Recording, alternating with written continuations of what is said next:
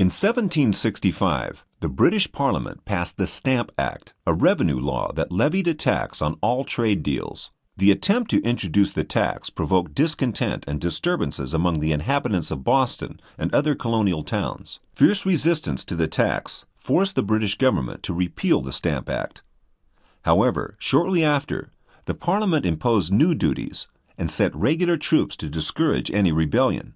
This led to the famous Boston Massacre, where British troops fired on the crowd, killing several men. In 1773, British ships delivered a huge shipment of tea to Boston.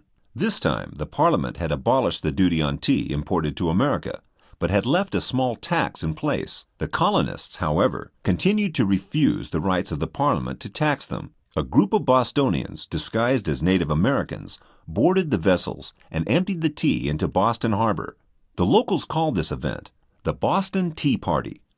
As punishment, the British government ruled that Boston Harbor be closed for trade, causing resentment and rebellion in 13 British colonies.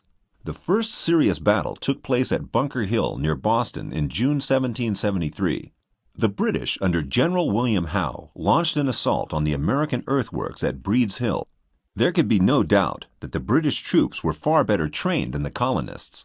Thus, Howe expected the rebels to withdraw as soon as they saw the closed ranks of redcoats coming up the hill. However, the Americans successfully repelled 2 attacks, and only after they had run out of ammunition were the British able to end the battle with bayonets. About 1,000 men were either killed or wounded on the British side, while only 100 colonists were killed and 300 injured.